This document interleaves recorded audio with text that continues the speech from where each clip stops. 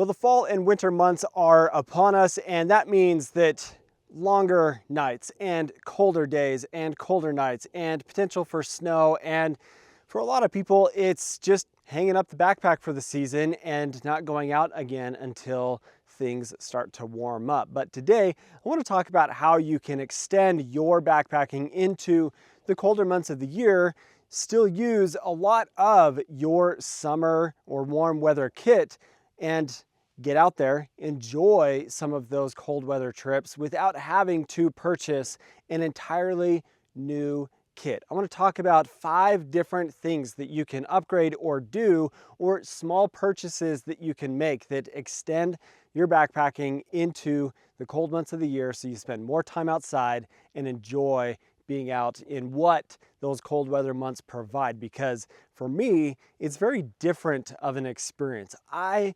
love the cold weather months of the year. I love being out there when the trails are less busy, when there's just fewer people and it's more quiet.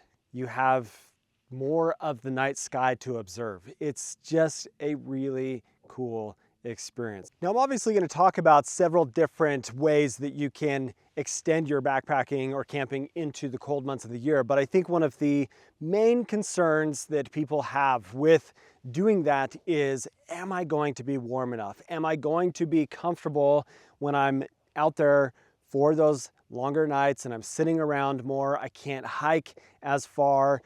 Am I going to be warm enough? Am I going to be comfortable? And that comes down to, are you bringing the proper layers? And I think that is the most simple and easy thing that you can do to extend your backpacking into the cold months, by just bringing a couple of extra layers that make it so you can be more comfortable. And there's a very good chance that you already have everything that you need to be able to do that, or it can be done for a really inexpensive cost. I'll explain that here in a second, but it can be as simple as, I've got my base layer and then I've got the mid layer that I typically would wear, maybe like the one that I've got here, but then I add one more like heavier weight mid layer that goes underneath my static insulation piece, whether that's a down or synthetic filled jacket. And by doing that, I'm just adding a little bit more insulation to my body and the ability for me to trap that warm air and stay warmer in that case, as well as on your legs and the lower half of your body, wearing thicker socks, as well as putting on some thermal bottoms and just wearing those thermals the entire time you're out there, depending on how cold it is. You can do simple things that just by adding that to your body, you're able to maximize the insulation opportunity and be a lot warmer. And that's the cool thing about a lot of these insulation pieces, is they don't have to be fancy, really expensive items. You could go to Walmart or Ross or TJ Maxx, or even go thrifting and find really inexpensive items that serve the purpose of adding that additional insulation without breaking the bank. You can find fleece that is going to do a really good job, and that is typically fairly inexpensive as well. But then an obvious addition to your kit that you probably already have that you may not carry during the warm months of the year is a pair of gloves, a beanie, and a neck gaiter. These are things that are super simple, but we know, obviously, that they add warmth and comfort to your body so that you are able to be out in those colder temperatures. They don't take up a lot of space, they're not super heavy, and they just make the difference in being able to be a lot warmer on those cold weather trips. And very likely, you've already got this stuff. So it's easy for you to just add it to your kit and not have to then purchase additional things. Now, I want to thank the sponsor of this video today, which is onX Backcountry, and talk about why onX is a valuable tool to use for cold weather and winter camping. Very often we're out in the snow in the winter, and that presents its own challenges and things that we have to be mindful of when we are out in the backcountry. And a lot of that has to do with the slope angle, the aspect of the mountains around us, as well as avalanche danger. And the cool thing about onX is it's not only a hiking and mapping tool, it's also a tool that is used for snow sports. So if I change the activity from hiking to like skiing, for example, then I'm able to select the layers for my avalanche forecast for the slope angle or the slope aspect and avalanche simulator. What that provides as information is an aspect of safety. It gives me the confidence to know that's probably not the best place for me to go in and set up a tent, because that is a high avalanche danger area. The aspect or the angle of that slope is going to be something that I probably shouldn't be under, where you would never really think about that in the summer months. But because I have the forecast ability on my phone and when I'm planning ahead on the desktop, I'm able to make better decisions on where I'm going and make sure that I'm going into places where I don't have to worry about avalanche conditions or being in an area that is just more dangerous because of the season. Really, really cool that there is a tool that actively updates and provides that information for you to have for a really, really low cost. So I've got a link down in the description where you can check out OnX Backcountry, save some money on an annual membership, whether that is the premium or elite membership. There's a bunch of different options that are provided based off of what you choose, but it's an amazing tool. I've just thoroughly loved using OnX for the past several years at this point. It's a really good tool to use. Now, there's a lot of videos here on YouTube that talk about how to be more comfortable winter camping and tips and tricks around being out in the cold months of the year. But it's something I think that gets glossed over or not talked about often enough is food, and how important the food is that you take on your cold weather trips. Just by changing a few different things, adding more fats and higher protein items will make it so your body is generating more heat. It is required to increase your metabolism essentially to generate more heat. And one of those items that you see guide services use all the time for cold weather trips, as well as people that just spend a lot of time out in the cold, is butter. They add butter to everything. And because you're out in the cold, it's not going to melt and get all crazy and nasty.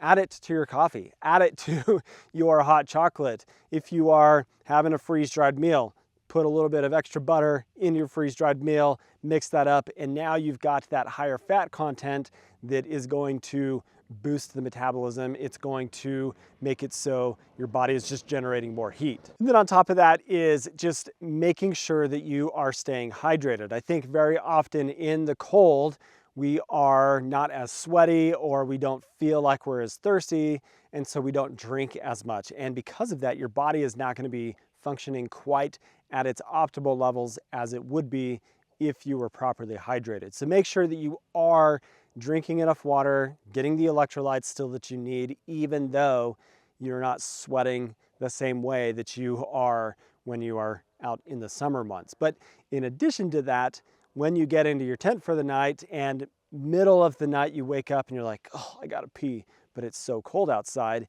get out of your tent and go use the bathroom, because you will be warmer if you get out of the tent, release your bladder, and not have to worry about that. I guarantee that you will be warmer if you just get out and go pee. Now, as I have already alluded to, when you're out in the cold months of the year, you have shorter days, and so your nights are longer, you're not able to hike as far, and you find yourself sitting around camp for a longer period of time. And what makes a big difference in being comfortable and warm during that time is just keeping yourself busy. It's really hard to allow yourself to get into the tent at 5 o'clock and to sit in your tent for 12 to 14 hours at a time.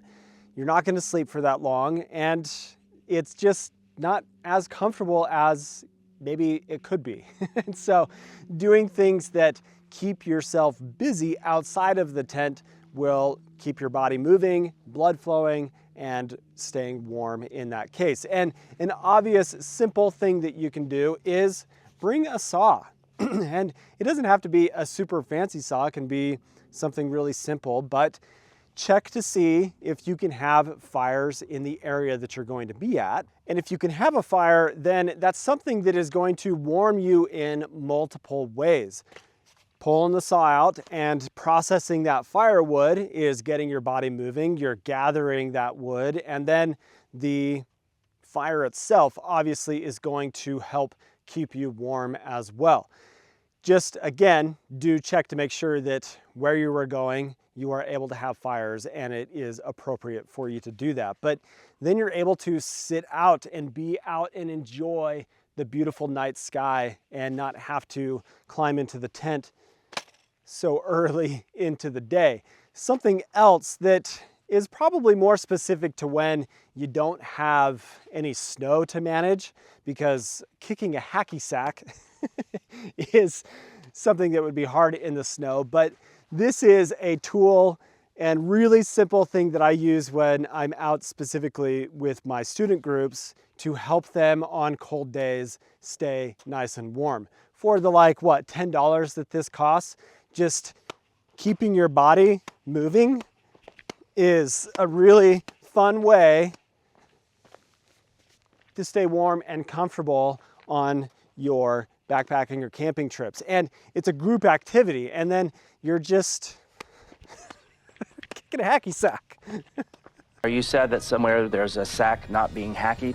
It really is just the simple things like this that are fun and create a little bit more enjoyment when you are sitting around camp for a longer period of time. But already heart rate is up. I'm feeling like I'm warming up because of that, and it's cheap and easy and it's just fun.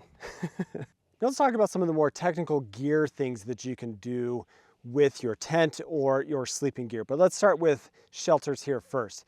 With a tent, what it provides is a shelter from the cold, a space to get out of the wind and to hopefully trap some of that warm air from your body inside that is able to make it so you're more warm and comfortable that way.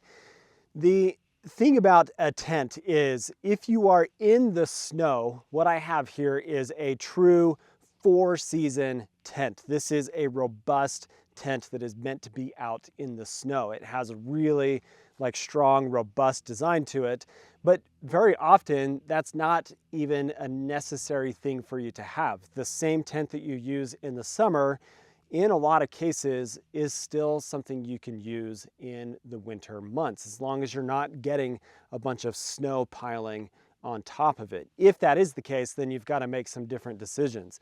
But it's a matter of just thinking a little bit different and changing some things with your site selection. Where I choose to set up my tent makes a big difference in being able to get out of the wind and be more warm that way, because you're going to have a bunch of mesh for the inside of the tent. If it is more so a double wall tent, even some of these single wall tents will be that way too. But what I want to do is choose a spot that has a natural windbreak, that if I, in the summer, would set up out here, I might change where I set up in this particular spot during the cold, because it's going to protect me from wind that would be blowing into the tent and basically stripping any of that warm air out of the tent. So choosing where I place my shelter is going to make that difference for that. But if I have the option to change the inner body of the tent, then that's something that you can consider, because this, as an example, is a solid inner body of a tent, meaning that there is not a bunch of no-see-um mesh that makes it really highly ventilated. This is still a breathable fabric, but this solid fabric here does make the difference in being able to trap more of that warm air and sleep warmer and just be warmer overall. And what's cool from a lot of different tent options now is you do get inner body variations of a solid inner like this, or a full mesh inner that you can swap and change depending on the season that you're going to be out. And it makes it so you don't have to buy a completely new or second tent for you to just go out for a couple of those cold weather trips. That's not going to be the case for everything out there. Tarp Tent and Durston are good examples of manufacturers that provide mesh and solid inners, but also there are kind of some budget or more inexpensive brands like Perea Outdoor Products that you can buy solid inners for their tents at a much lower cost and then just swap it out depending on the season. And one of the most common things that gets talked about with being more comfortable in cold weather camping situations is to add a closed cell foam pad underneath your air pad so that you are creating an additional barrier of insulation from you on the cold ground to your pad. And it's super effective and really inexpensive, like $30, $40 for something like this that I just put underneath my air pad. Now I came unprepared and don't have a pad to show, but this makes a big difference in just being more comfortable on freezing ground specifically. It is a huge difference maker, and again, really inexpensive, and maybe it's something you already have. So this should be a really simple thing for you to employ without having to do a bunch of stuff, essentially. But another thing that you can do is obviously add a liner. There are different kinds of liner options like Sea to Summit with their like silk or different kinds of material liners that go on the inside of your sleeping bag or your quilt. And that's just, again, more insulation that adds more warmth opportunity. But it's possible that you do have a like summer sleeping bag or quilt already, or a lightweight down blanket or synthetic blanket that you use for camping or other kinds of like picnic settings and such. And that gives you the ability to add more insulation to your quilt without having to purchase a really fancy, expensive winter specific bag. So like this one right here, 25 degree rated, but then I've got this happens to be the UGQ Quillo Deluxe. It's a down filled 50 degree rated blanket essentially, but I just drape that over top and then I've added warmth opportunity from that. I think the vast majority of us are not interested in going into extreme temperatures. We're just talking about extending your trips by a few weeks to a couple months and getting out into some of those slightly colder temperatures than you would be on like a 3-season trip. This is a really simple and effective way to get out and sleep more warm and comfortable without also breaking the bank, increasing a huge amount of extra bulk and space inside of your pack, because that is obviously something to consider as well. All of these things that you're adding do take up more space and add weight to your pack. So maybe there's an adjustment that is made to the pack that you carry, but I think for the most part, the majority of us are still going to be able to fit all of this stuff into the same pack that we use for a lot of our warm weather trips. So there you go, effective, simple ways that you can take your summer backpacking kit and extend it into the cold months of the year and keep backpacking through more weeks and months and not have to hang it up and wait for the warm to come back in March or April. I hope those are helpful. Let me know other suggestions, comments, tips, tricks, hacks, things that you've got down in the comments section. Thanks for watching today, guys. If you're not subscribed, please do subscribe. Hope you have an awesome day. We'll catch you in the next one. See you later.